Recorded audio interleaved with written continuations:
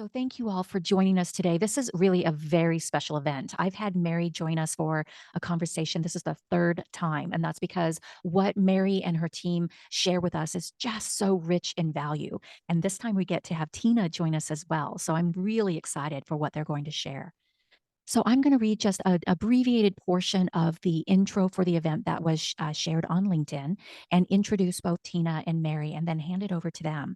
Just an FYI, typically our events are a little bit more inclusive of participants in it. So we have ample time for conversation throughout the presentation. But today, this event is actually the full duration, an hour that Tina and Mary are going to share content with us.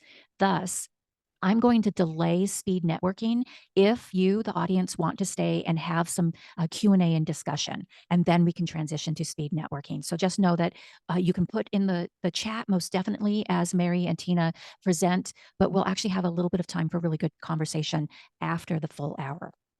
So let me cue up the event. All too often, healthcare organizations and leaders view educational workshops focused on patient experience and customer service as fluff. But there is hard science behind relational competencies, and we need to be able to help our executive leaders understand that supporting the development of these skills is just as important as the technical part of our work in healthcare. I'm thrilled to have Tina and Mary from Creative Healthcare Management with us today to discuss the scientific data supporting the need for workshops that their company, Creative Healthcare Management, offer.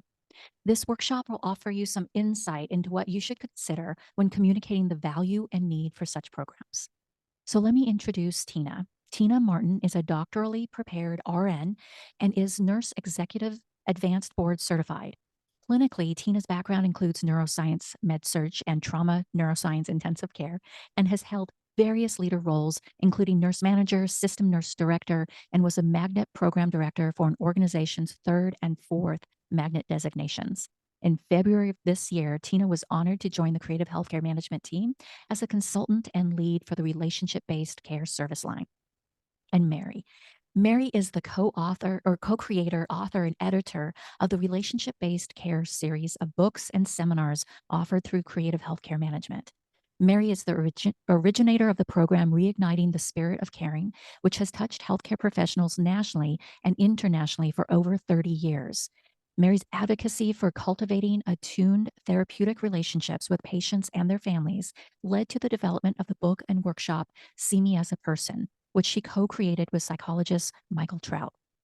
Advancing Relationship-Based Cultures, in which Mary served as co-editor with David Albeson, is actually the book that prompted me to get to know the work of Mary and the team at Creative Healthcare Management. It is an exceptional book that I wish I could have gotten my hands on this morning. I couldn't find it on my shelves, but I wanted to be able to hold it up. It is a really exceptional book. Mary's career spans more than 40 years and includes working as clinical staff nurse in oncology and maternity care and serving in a variety of leadership roles in healthcare systems and as a faculty member in academic settings. It is my pleasure and thrill to hand this over to Tina and Mary, and I will take over the waiting room for now, if you will, but I'll let you go ahead and take it over. Thank you. Thanks so much, Denise. So Mary and I are excited to be here today to talk about how do we evaluate and communicate value. And just to give you a little bit of a background for this presentation, we developed it for our group of facilitators, and they are people who facilitate any one of our workshops. So we have Leading an Empowered Organization, Reigniting the Spirit of Caring, and See Me as a Person. And so we train staff to facilitate these workshops, and then we ask them to come back every couple of years for additional training.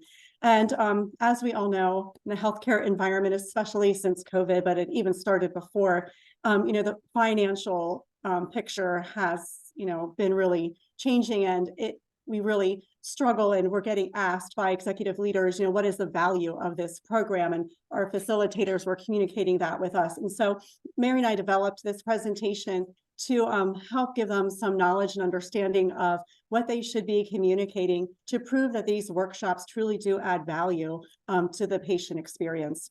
And as Mary and I were preparing, we discussed about, what is value? And, looking it up in the dictionary, value is one of those words in the English language that are both a noun, it's both a noun and a verb.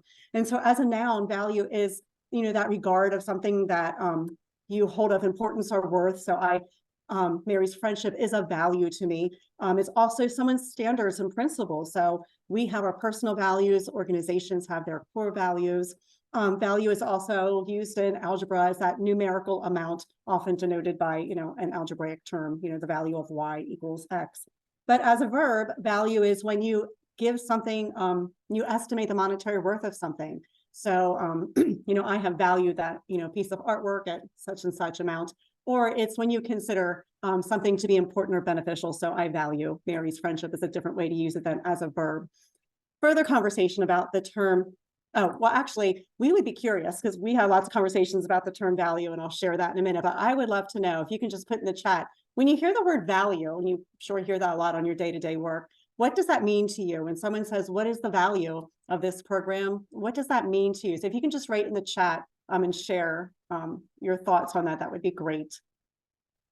As Mary and I kept discussing value, we ended up putting it into 3 different buckets. So we figured we thought there was extrinsic value, there's strategic value, and then there's intrinsic value. And we use this graphic of the iceberg to further exemplify what we meant by that. So when you look above the surface, you will see the extrinsic values.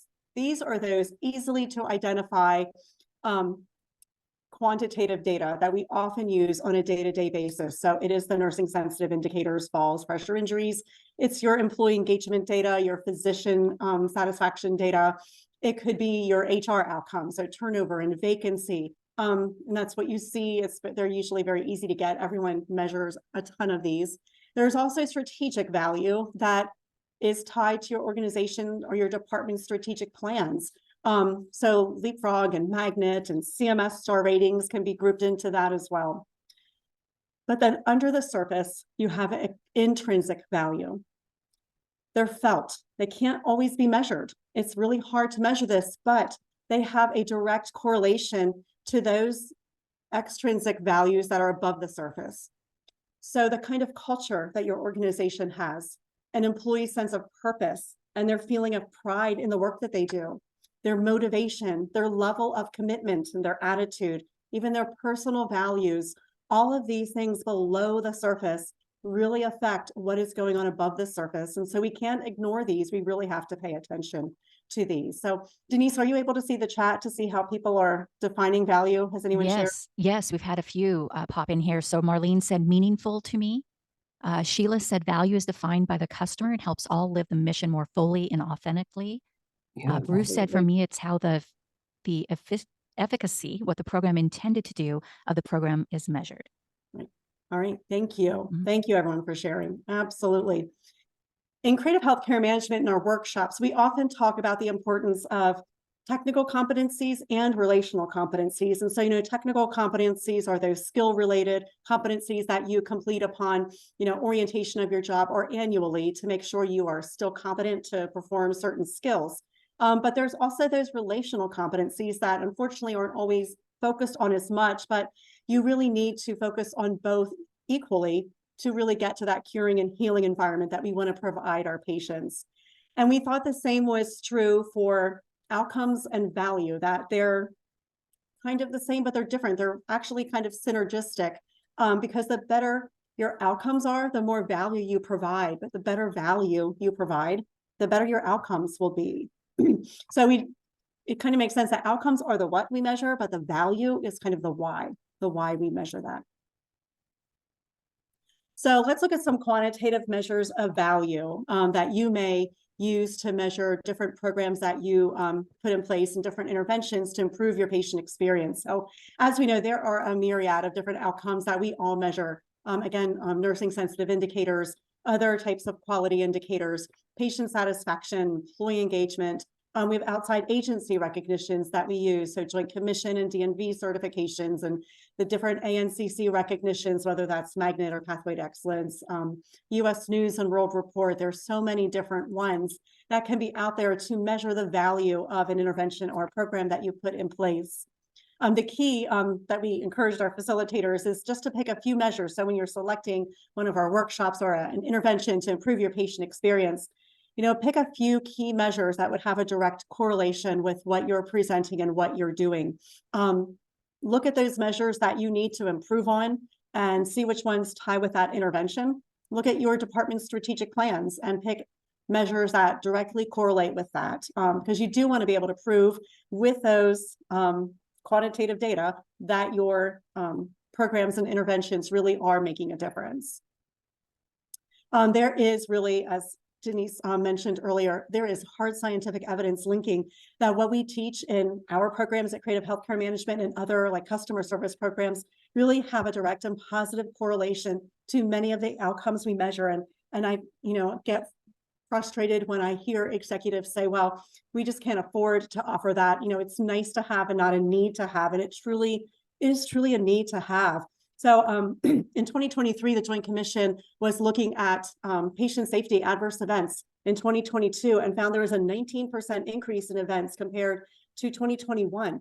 And they noted that the most common causes of these adverse events was a result in failure to communicate, failures in teamwork, and failures in consistently following policies. And I know communication and teamwork is really foundational in a lot of the programs that we offer and a lot of different patient experience programs, because you have to be able to communicate and work collaboratively with the entire team to provide that experience. In another study, they did a study with over 3,800 physicians, and they taught this group specific communication skills.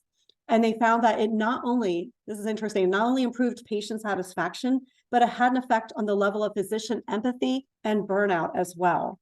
So, you look at these programs and workshops that we offer, and you certainly hope in the end it improves your patient satisfaction, but it also improves your employee engagement. Organizations that outperform their peers in the market in the long-term and patient experience tend to focus on revenue before cost. So let me explain that a little bit more. So instead of focusing on cost cutting, they understand the need to invest. So there was a report from Deloitte where hospitals that had overall better patient ratings had higher revenue, even though they also had higher total expenses because of the investment they made into their employees and into such programs. So for instance, hospitals with better experience levels spent on average $357 more in expenses per patient day, but they earned $444 more in revenue per patient day. So overall had, positive results, even though they invested more. Denise mentioned the book that Mary co-authored with Daniel Abelson, Advancing Relationship-Based Cultures. And if you look in chapter 11 of that book, there's a list of compelling research showing that correlation between cultures in which relational competence is the norm. And there is a direct correlation with improvement in 3 areas: that quality, safety, patient experience bucket, employee and physician engagement bucket, and financial health of that organization. So investment in these programs is definitely worthwhile.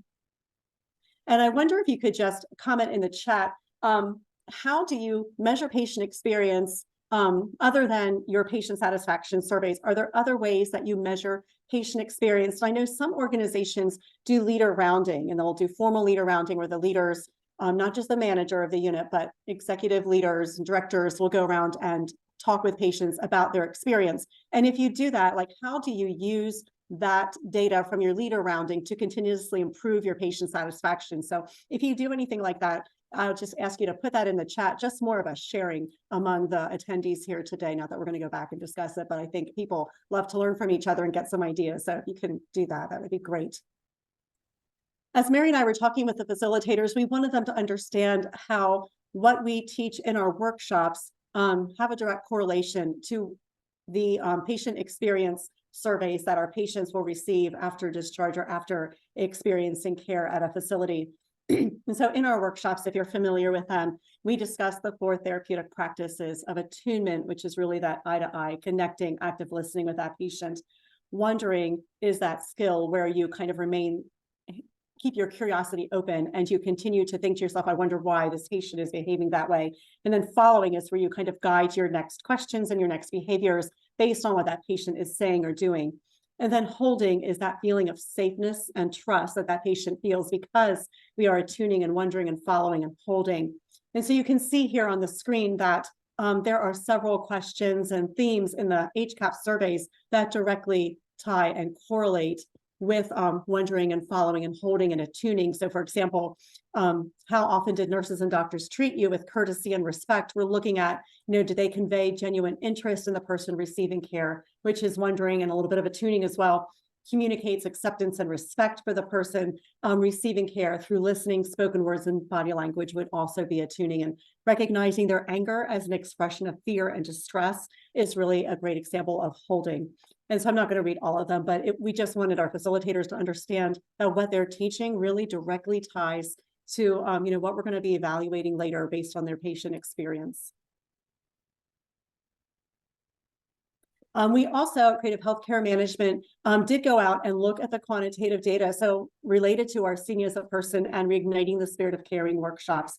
So we looked at HCAP data for hospitals that incorporate on a regular basis either Reigniting the Spirit of Caring or See Me as a Person workshops, and then compare them to the national average. And we looked at 4 survey questions. So you can see here, this is for Reigniting the Spirit of Caring, and you can see the difference between hospitals that regularly hold those workshops compared with the national average. And we looked at the 4 questions, hospitals, patients who give their hospital a rating of 9 or 10, patients who said, yes, they would definitely recommend.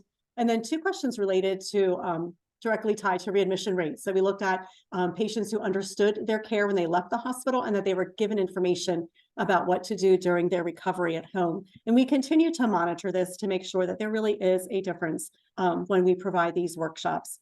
And so this is for Reigniting the Spirit of Caring. And then we did the same exercise with hospitals that regularly hold our See Me as a Person workshops. And again, you can see a pretty good difference between hospitals that offer the workshops and the national average. So we know our workshops can change culture, improve communication, and improve the experience for the patient and the healthcare worker. And more data on how this can support your outcomes. So the healthcare worker and their level of engagement has a direct effect on patient experience. And so Gallup did a meta-analysis, which is, it's a collective study of many individual studies, and they focused on team engagement and performance. And so they looked at studies over 2 decades, and the study covered more than 82,000 teams, 1.8 million employees, 230 organizations across 49 industries. So this is not just healthcare, and in 73 countries. And again, they focused on how engagement, so when they looked at engaged, the top quartile of engaged employees and the bottom quartile of engaged, and how that affected their performance outcomes. So you can see in the top quartile of employee engagement, those organizations had higher customer ratings, higher productivity, higher sales, higher profitability, lower absenteeism, lower safety incidents, less turnover, less shrinkage, and fewer defects. And wouldn't we all want these outcomes? But again, it's focusing on that employee engagement. And sometimes, that can be seen as the soft stuff and the stuff that's not needed, but it definitely is not. There is direct correlations and science behind that. One of my new favorite books is Compassionomics by Stephen Tresiak and Anthony Mazzarelli. Thanks for clapping, Denise. I know, like, if there's a book that our executives need to read, it's this book, and then their follow-up book, Wonder Drug, which just came out this summer. But in this book, they note that making that personal connection, which again is what we teach in our workshops, it is critical and directly correlates to patients' healing and quality of care. And they note numerous studies that cite a lack of compassion can actually predispose us, the healthcare clinicians, to not only provide suboptimal care, but make us more likely to commit an error. And also in their review of hundreds of research studies, they found that an increase in compassion not only benefits the patient, but it benefits the healthcare worker as well. And we often think that, when we get burned out and we just feel like, we always say, I just need to get away. And you want to go off to some tropical island for a couple of weeks because you're burned out. You go off for a couple of weeks, take a great vacation, and you come back and you're all happy for what, like 5 minutes if you're lucky. And then what happens? You get sucked back in and you're like, oh my gosh, I don't even feel like I went on vacation. That's because escapism isn't the antidote to burnout. The antidote to burnout, according to all the research reviewed by Tresiak and Mazzarelli, says that it really is leaning in and being even more compassionate. That is going to be the antidote to burnout. So let's transition now to qualitative outcomes. So Dr. Brene Brown, this is a cool story. Dr. Brene Brown is a qualitative researcher at an academic university, and she is a research professor who focuses on vulnerability, courage, worthiness, and shame. And I'm sure many of you have heard her. She does some great YouTube talks on empathy and various topics. So early on in Dr. Brown's career, an event planner was trying to write her introduction, and she kind of hesitated to call her a researcher because she thought, oh, people will think this is going to be boring. They're not going to come and listen. So she decided to describe her as a storyteller.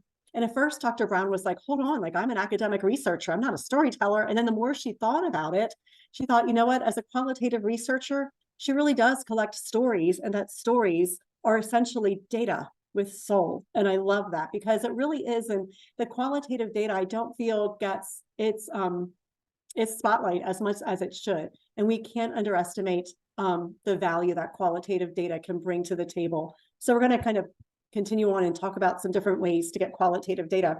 So, we all have different perceptions of the same thing. And it's often our perception of something that determines its value to us, right?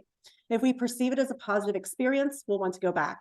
If we perceive it as a helpful tool, we'll likely buy it for ourselves, or we'll recommend to someone else to buy it. So think about the last time you purchased something major, or even just something from Amazon. When you go into Amazon and search for an item, oh my gosh, there's so many options of the same items, right? How do you select the right one for you? Do you look at price? Do you look at star ratings, which are both quantitative types of data?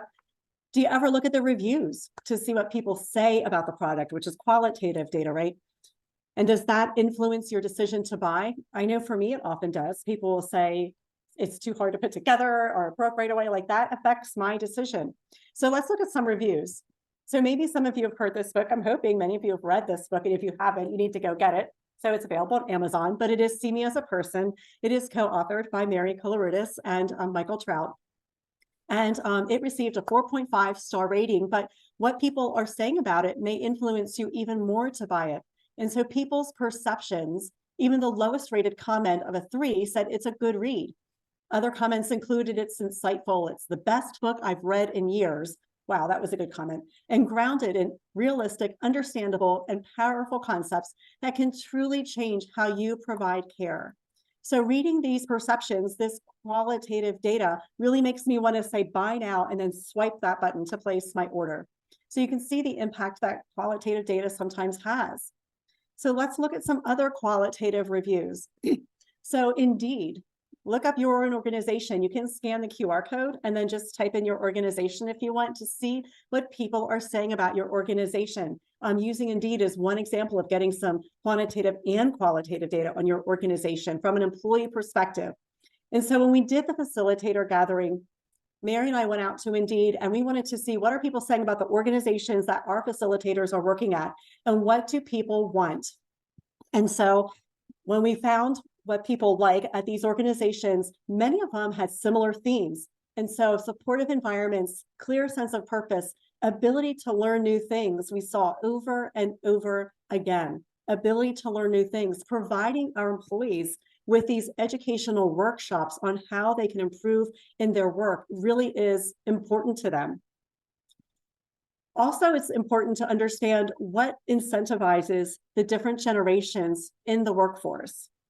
And so each generation is a bit unique, and what incentivizes them is a little bit different, yet similar. So Deloitte did a study on millennials and Gen Zs, and they ranked the top 5 workplace incentives for each generation. And though slightly different, both generations value opportunities for continuous learning. And so offering our workshops or other patient experience programs helps feed the soul of our employees and gives them what they want.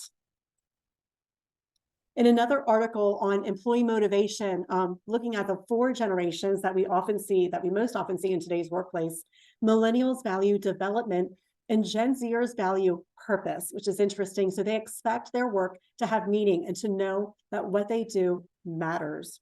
And sometimes some of our organizations are experiencing all 5 generations in the workplace. And again, they're all incentivized just a little bit differently. And so you really have to focus on that. There was a 2023 study that was just published just a couple months ago that said less than half of United States nurses say they are fully engaged while on the job, less than half.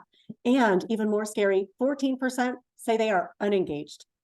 So this is according, there's a 2023 National Nursing Engagement Report from a Nebraska market research consulting company, PRC. Many of you are familiar with that. They surveyed over 1,900 RNs from 37 hospitals across the country. Fully engaged nurses they defined as being emotionally and intellectually connected to their hospitals and invested in their success. They positively influence patient care, have fewer absences, and actively volunteer to mentor other nurses and advocate for their hospital. Engaged nurses play it safe on the job, according to this study, where unengaged nurses are the ones who just are waiting for their shift to end. They're focusing on, when am I getting my next break? Who called off? And they often call off themselves when they're experiencing stress. And so it is so important that we keep our employees engaged. And when employees feel that they matter, their level of engagement increases. And so the value of employee engagement cannot be underestimated. Gallup's research that was done before COVID back in 2019 actually revealed that business units and teams in the top quartile of patient engagement achieved higher performance and positive outcomes related to customer loyalty and profitability and well-being. And so again, we just cannot underestimate the engagement level of our employees and what we can do to foster that engagement and helping them know that what they do truly matters. So I'm going to hand it off to Mary because she's going to discuss the importance of mattering in the workplace. Oh, thank you. Thank you, Tina. I got to take a breath. I'm taking all of that in. I've heard it before, but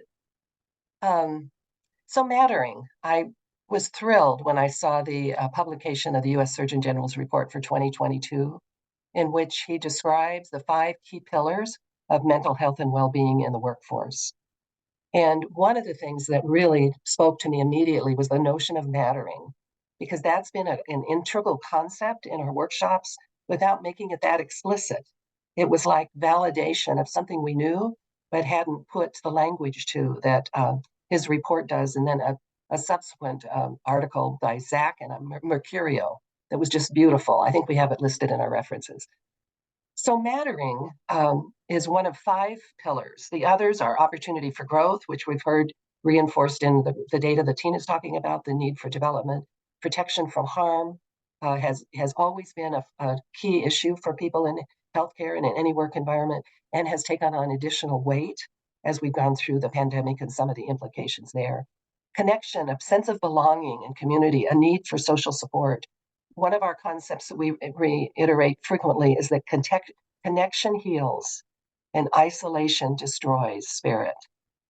So, and if people feel alone in the work they're doing, it's hard to sustain. And then the last, of course, is work-life harmony. And we know there's a lot of work being done and has been done through the decades on wellness for the healthcare team. And that's accelerated also in the post-pandemic era. So there's a lot of increased consciousness that I think is a result of the pandemic. And I think more openness to understanding how these concepts integrate to promote wellness and well-being in the workplace. Vivek Murthy is the Surgeon General, and I'm going to read one of the things he said in his premise. He said, the link between our work and our health has become even more evident since the pandemic.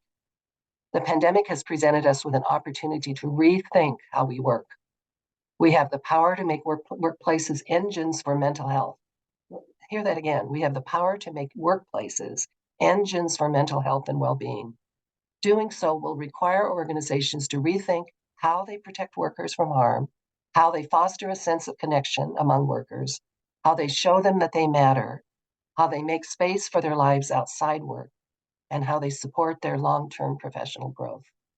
My excitement in reading this is he could have used advancing relationship-based cultures as a key reference for that. These are the concepts that we have been advocating for and integrating into our anchor programs and trying to support through leadership support and coaching for the last 3 decades. So the opportunity that this kind of disruptive time has had in our lives, I think opens us up for understanding the value of bringing people together around concepts of compassion and connection and mattering and purpose and meaning has high value to the organizations. And when supported outside the workshop, can activate a culture of real health and healing. So what does it mean to matter? If it means to feel noticed, to feel affirmed, and to feel needed. I mean, those are pretty simple concepts. And we know in the rush and the push and the processes of healthcare environments that people can feel invisible rather than knowing within themselves and because of the feedback from their team that they matter. One of the things in feeling affirmed, I just want to highlight, because I read Michelle Obama's recent book where she talks about the notion of gladness.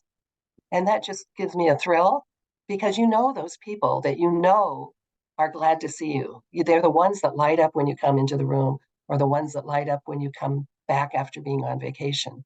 Well, we can cultivate a sense of gladness. We can make conscious how precious each one of us is to the work and the meaning of the work and cultivate a culture in which gladness is an ongoing process. So why did mattering of all of these jump out so for me? Well, I'm going to go to the next, let's go to the next slide, Tina. I'm going to talk about the three programs that are anchor programs. I'm going to talk a little bit more about Reigniting the Spirit of Caring and See Me as a Person, since I was so originator of those programs. And then Tina will share some on leading an empowered organization. So you can see that each of these programs are multiple days. Reigniting the Spirit of Caring is 3 days, Leading an Empowered Organization is 3, and See Me as a Person is 2. Part of the rationale for an intensive container of time is to provide space and opportunity for people to connect in a way that they can if they're just given a didactic presentation and information. All of these programs offer skill development, they offer tools. Reigniting the Spirit first day is a great deal of tools for people to care for themselves and consciously take care of each other. However, the power is less in the content and more in the connection. And that's what I'm going to talk a little bit more about that because I think it's a really important thing to understand. For reigniting, I've stayed firm that it needs to be 3 days, and I'll tell you more about why. For the other two, they can be adapted in different ways to make it, they don't have to be sequential days. But for reigniting, time was the foundational component in the development of that program. So let's go to the next slide, Tina. One of the ways we evaluate effectiveness is through the program evaluation, and these results are the truth. I mean, that's for decades. Reigniting original program was developed in 1990. Obviously, we've advanced it and refined it through the years, but the core curriculum has remained the same. Leo was developed in the mid-'80s, and again, there's been refinement and new revisions and so forth, but the core curriculum has remained the same. And See Me as a Person was developed in 2010. And so it's, again, a decade plus, quite a decade plus, yes, that it has also been reviewed. And 98% of our attendees would recommend the program to others out of all the programs that have offered. And the average core program ratings on a scale of 1 to 5 is 4.5 to 5. If it's less than 4.5, we do a deeper dive to see what went awry, because it should be meeting the needs of the participants. And the way the designs are intended to meet the needs. So let's go to the next slide and talk a little bit about Reigniting the Spirit of Caring. So it was developed originally, before I go here, let's just hang here for a minute. Before it was developed originally in 1990, the charge from the executive who asked for the program to be developed was to create a program that supported professional consciousness and personal awareness. And at that time, in 1990, we were talking about healthcare being on a rapid whitewater pace. And so one of the things, I led a team of 6 people in the design. One of the things we did was to review Peter Senge's learning organization principles. And we used those 5 principles as a framework for design and development. And I went to the executive who asked us to do this and told her we need multiple days. I asked for 5, knowing I could get to 3. But 3 has been magical in that the description that I hear over and over from facilitators is people come in on day 1, protected, somewhat defensive, even cynical, eye rolling, maybe or maybe not really there. And by day 3, you see physical manifestations of change and no openness. And what they report to us is that in those 3 days, they have reconnected to the purpose and meaning of their work. They have reconnected to how they matter. And that gets me back to mattering again. I've been struck at the closing circle when people are talking about the takeaways, as I didn't know that what I did mattered so much. Now, nurses often do get feedback on what they do matter, but they didn't understand the depth of the impact. And on the second day of the program, we have patients come and talk to us about what is meaningful in care. So they do hear about the impact. People from housekeeping or informatics who are doing more background or support work connect it to the meaning of the whole purpose of the organization and mission, and the words of the patients and families, and the way they can support their colleagues at the first line of care and say, I know how much this matters. They also matter to each other. And one of the impacts of this program is people don't forget each other. They come from across the organization. They come from various roles, including executive roles to frontline roles. And they see that they have a shared purpose in the work and that all parts of the work matter and creates the whole that they're all after. So Tina, you can go to the next.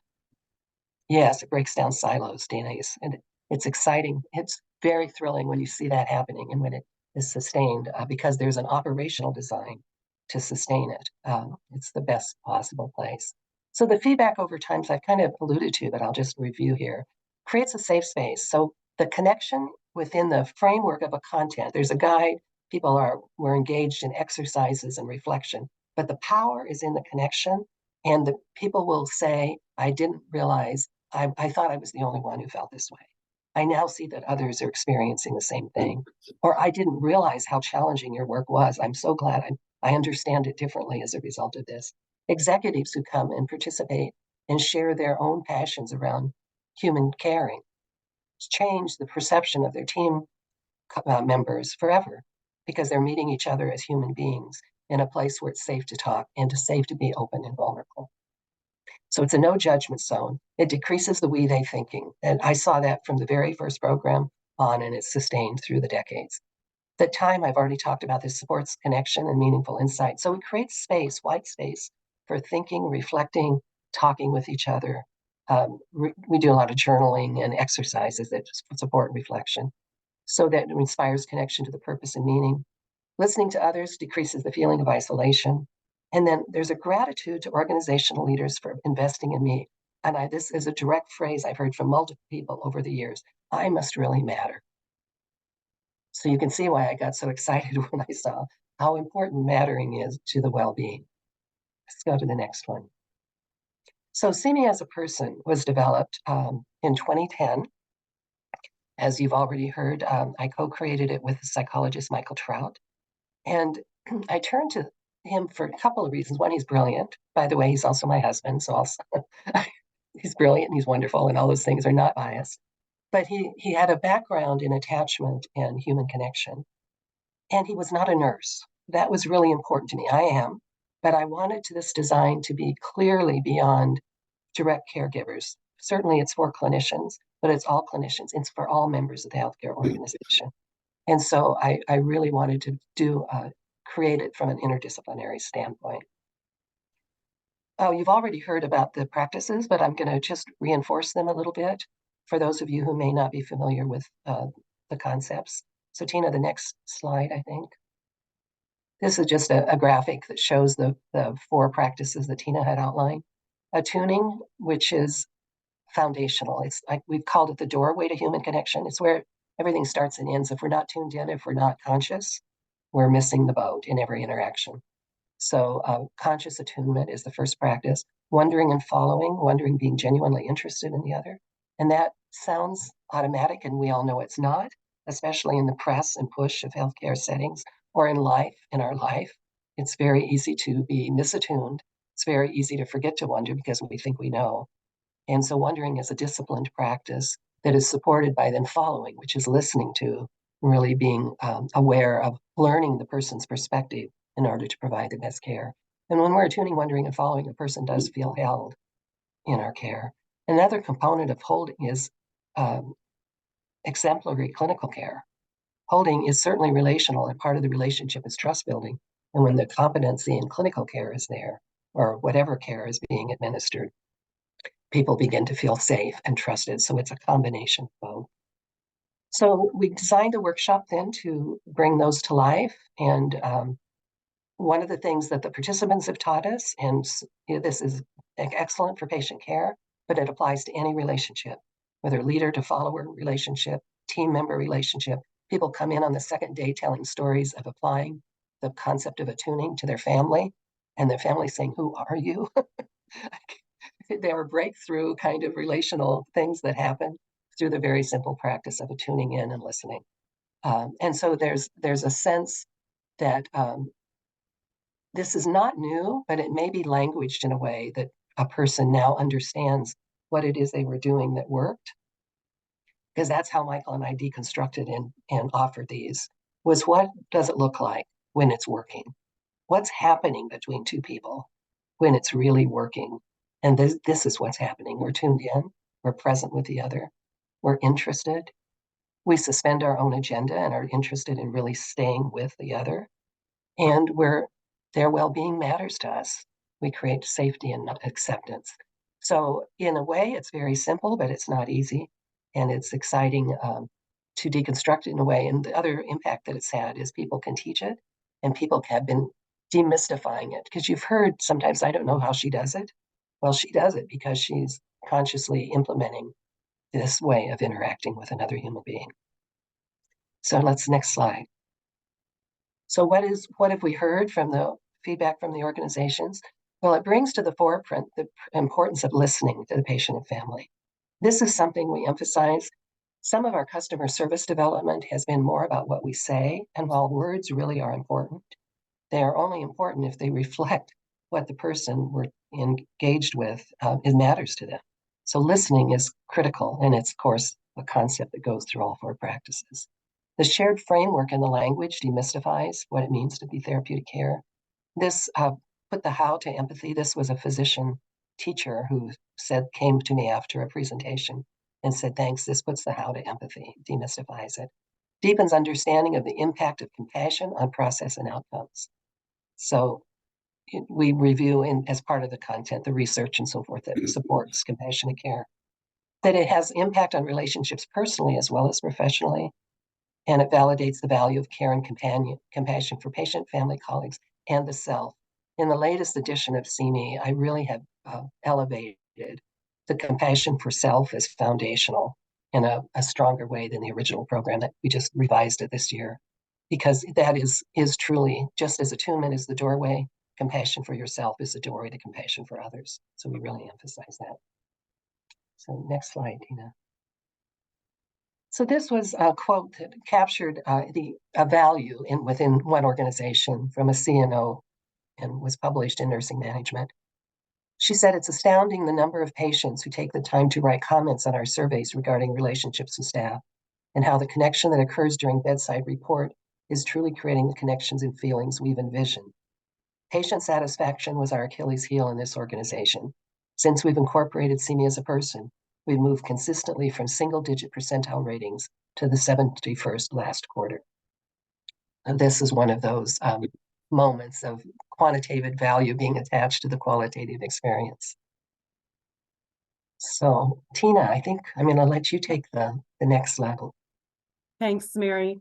So the third workshop that we offer is Leading an Empowered Organization, and that is a 3-day experiential learning workshop that uses dialogue and reflection and group experiences and personal action plans. And the LEO model that you can see here on the slide kind of builds on competence in those essential leadership skills, such as articulating expectations and clarifying responsibility and authority and the different levels of authority, as well as accountability and building relationships, developing capacity, and leading change, which is extremely important in today's environment. And when we offer LEO, some of the comments that we get from our attendees includes, "I now feel like I have the right tools in my toolbox that I can lead my staff with." And they're just very appreciative of the knowledge that they've gained over those 3 days. Like CME and Reigniting the Spirit of Caring, LEO is also a reflective workshop that does some group activities. It is not at all just us talking to the participants, but it really is, there's a facilitator that just kind of facilitates the discussion as the participants really discover and deepen their leadership skills. As we start to close the presentation, I just wanted to remind you, I know you've all seen this before, but several years ago, the IHI introduced what initially was the triple aim for healthcare. If you remember, it focused on better outcomes and improved patient experience, all at lower cost. And then a couple years later, they realized there's a piece missing from this pie, and it was the improved clinician experience, because you're not going to be able to improve your outcomes and improve your patient experience without the clinician having an improved experience, allowing them to know that what they do matters. And so I think it's important to remember that, when we support our staff, our clinicians, that will have a direct impact on the outcomes that we will see for our patients. And so remember, training and support and education for our healthcare workers regarding what they can do to positively affect patient experience is not fluff at all. The workshops that we offer definitely have value. They add value. And it's our job as leaders to help our organizations see that direct correlation to the value and the end results. So we have time, I believe, for some questions or comments from the audience. I haven't been able to see the chat, but I'm going to stop sharing. Excellent. Well, thank you so much. There have been some really good comments placed in the chat, and I know Bruce had said he wanted to ask at least one question. So Bruce, I'll call on you first. Oh, well, I'll make a comment and then ask the question. First of all, I think it's wonderful what you're doing. It's so badly needed. I have been, I'm a health psychologist. I've been aghast at what schools of pharmacy, medicine, and nursing do in terms of requiring evidence-based medicine, but not evidence-based ways of talking with patients, that really produce, the kind of care you're talking about and better outcomes. I mean, we're treating people, we're not treating illnesses. Anyway, I've also wonder how much, how familiar are you with motivational interviewing? And I've been teaching motivational interviewing for over 40 years. I actually brought it to healthcare before healthcare even knew what it was. So I can speak it. I can't say I'm deeply aware of it, but I am aware of it, and I see a real alignment between the practices and motivational interviewing. It's more tactical. It has more concrete components in it, but they're very synchronistic, I believe. Yeah, I mean, a huge component is really the idea that the relationship is everything. The relationship it gives us the leverage to have the patient see information and education as an extension of caring, not replacing it. Right. So Right. Because it's a partnership with the patient. Absolutely. Well, and it's the understanding that it really flips everything on its head, in the sense that people in healthcare think they're driving the bus and the patient's a passenger. The reality is the patient's always been driving the bus. We're just trying to influence the route. Right. Yeah. I like how you say that, Bruce. Yeah, well said. Thank you, Bruce. And I'll pause and see if anybody else has questions. If not, I wrote a few questions as you shared.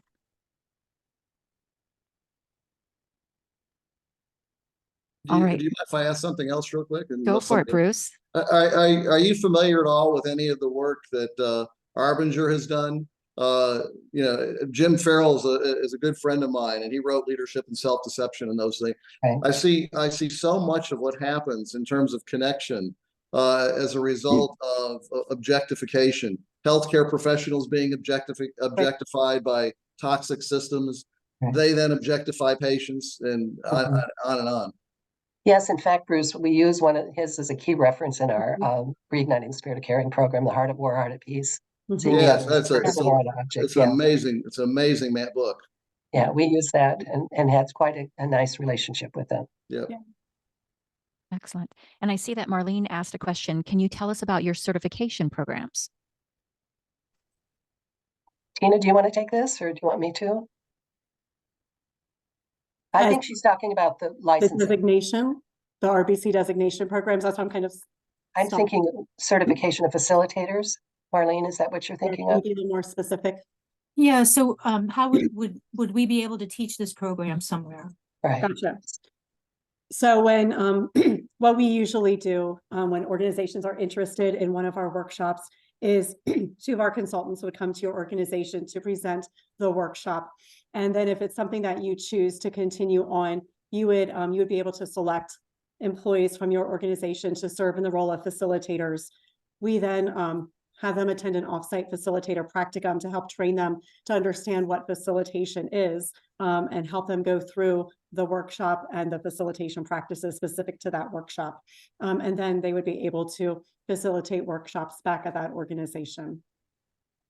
And when Tina was talking about our gathering, as part of creating this community of facilitators, we have an annual gathering that they're expected to attend at least every other year. And that's where we continue to support, and they support each other. So we have a large cadre of facilitators across the country, and even in Australia, I'd say, and England for some of our programs. So that's pretty exciting because it creates really an ongoing learning model and support. That's great. Truly building community among those facilitators. That's great. Yeah. Well, please, if anybody else has questions, go ahead and put it in the chat, raise your hand, or just unmute and go ahead and join us. But Tina and Mary, in your slides, you did show some data about those who have gone, those organizations that have your programs and the difference in patient experience data. I'm really curious if you have a similar insight for employee experience data, because to me, the work that you do is really foundational to the employee or those caregivers, and then in turn, they improve the patient experience. Organizations do look at that data on an individual organizational basis, but because that's a little bit harder to get, it's not publicly available as the CMS data is, it's much harder to do. I would love to be able to capture that, but it's not available as an aggregate like the HCAHPS data is. Okay.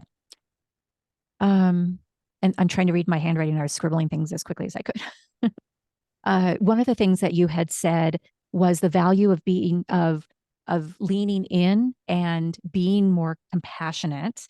But one of the things that stood out to me when you said that was that doesn't mean that you're asking people to take on more work, but it's to lean in and be compassionate in those instances of. And so that really stood out as something that I could see somebody hearing as, okay, I'm already overwhelmed and you're asking me to take on more. But that's not the meaning there, right? Absolutely not. No, I think our tendency is when we're getting burned out and frustrated, we become very task focused and we kind of separate ourselves from the relational part with the patient. And that just contributes to burnout because you then don't feel that gratification from that leaning in and from that relationship you're developing with a patient. So I think we can all think about times when we've cared for patients where we've really connected and had that really good relationship. And I've always walked away from those experiences feeling so fulfilled compared to those shifts when I just went in and did my job and didn't connect like I should have. Taking no more time, just a different perspective. Right. Yeah, I so agree. And I think there's I'm not going to remember her full name. Her last name, I think, is Bush from Canada, who's done some work on the connection between compassion and diminished burnout. Nurses, this was with nurses in oncology, who found purpose and meaning in their individual interactions, had less burnout than those who did not describe that. So I think that's something to pay attention to. And I think the other is in See Me as a Person, where we really get into the therapeutic relationship, we really emphasize that this can increase efficiency. It isn't an add-on. And the authors of Wonder Drug, also, they talk about 40 seconds of compassion, that if you're fully there in the interaction, it actually does go better. It's more preventative from misunderstandings, and it enhances efficiency, doesn't add to your workload. And really holding that as an important value in what we're doing. I just wanted to say something real quick that's not a pushback to what you're saying. I can't argue with it. It's just a consideration. I deal a lot in the pharmacy world, and there are work systems that are so toxic out there that part of what's happening is pharmacists do not have time to be compassionate. And I really mean that. The whole work system is structured to simply for production, getting prescriptions out. They're understaffed. They're worried about making medication errors, let alone they don't have time to talk to patients. And what sometimes when I hear, if you're compassionate, it'll reduce burnout. I think that's generally true.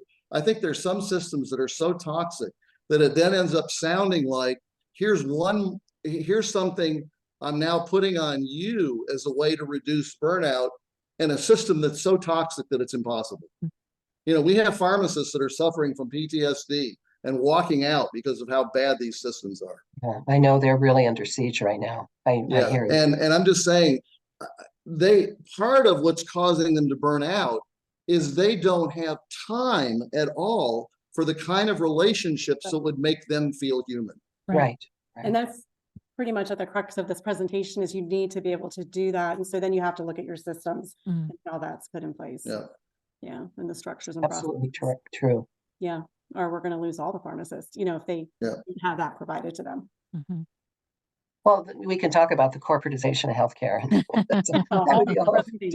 It's a big part of what we're talking about. And it's tough because, if the C-suite people don't get this, the people who are working feel helpless. Right.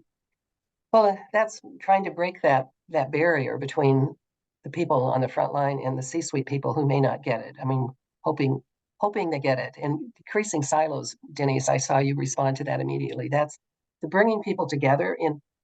It's not magic, but it makes a difference when people from different levels of the organization come together to talk about things that matter. And I think just facilitating those dialogues could begin to change a culture. And there's just not enough of that going on. And then when you look at the profit motives and like I said, the driving factors that are affecting pharmacists across the country, across the world right now, it's a microcosm of the bigger issue, but it's a very blatant one. And the sad thing is that there's plenty of evidence that producing quality care produces better profitability. Right. Absolutely. I know. We have to keep saying it. We have to keep making a ruckus, right, Denise? Yes, we do. Yeah. Yes, we do.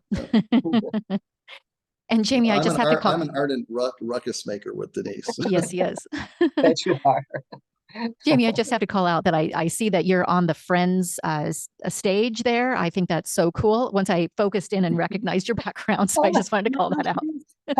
It's one of the things I do just to see, like, if somebody gets it, and I'm like, oh, you're hired. No, I'm just kidding. It's a good conversation starter and a way for people to feel comfortable and relaxed. So I always have it on. It makes me giggle too. That's awesome. I love it. That's cool. Mary, when I met you, it's now been a year and a half, maybe 2 years ago. So I had the book Relationship-Based Cultures that a friend of mine had said, you must read this. And immediately once I was reading it, I was researching creative healthcare management and trying to find things out. And I learned of your annual event. And so I joined it. And one of the things that I said there was, what you teach is foundational to our ability to do patient experience. And thus we've been doing this work of patient experience backwards. I was going to say something that I shouldn't say in a recorded event, but we've been doing this backwards. And what I love about relationship-based is it's first self, it's then team, and then it's patient, family, resident, whatever. And that's so critical, but we don't do that. We tried with the patient experience world, we've been putting Band-Aids on top of whatever the survey tells us, but we're not looking at the core root issues. And we're forgetting that we can't do this if those we're asking to do it are drained and not able to care for themselves or their teams. Right. If they feel proverbially dropped. Yeah, right. It's very hard to hold people in compassion. Absolutely. Yes. And when we talked about these 3 key relationships, which when the original work on relationship-based care, we started with the patient first and then team and self. And there was a lot of debate because we've been so indoctrinated that we're here about the patient. And I think that's a good thing. That is our mission. But it really became apparent to us that was backwards. And I know what word you didn't use. I won't use it either. And that, it has to start from within, and we have to be healthy ourselves to be able to extend ourselves. And the systems have to support that. And you have to feel safe among your team members and know that you've got each other's back. Yeah. All of these factors are, really critical to making it work. Yeah. When you do these programs, I've done some similar things. I was wondering if you had the same experience. When you do some of these programs, do you find at the end of the day, people long for deep connection. Yes, absolutely. Yes. They are Yes. actually very emotionally draining sessions to do. And people will say, I feel more tired than I did when I worked a 12-hour shift, because they are emotionally draining, because it's cathartic, you know, when you Yeah. go through these sessions, because of the time offered to reflect and, you know, think about all of Yeah. this. Yeah. Yeah, we do find that for sure. And you know, with the first decade with Reigniting the Spirit of Caring, I could see the magic of what transpired, but I couldn't put words to it. And it was a book by Dean Ornish. I forget the name of it now, but it was one that fell off a shelf and hit me, you know, that kind of thing, where he talked about the difference in connection and isolation. Mm. And I went, oh my God, that's it. That's what's been happening.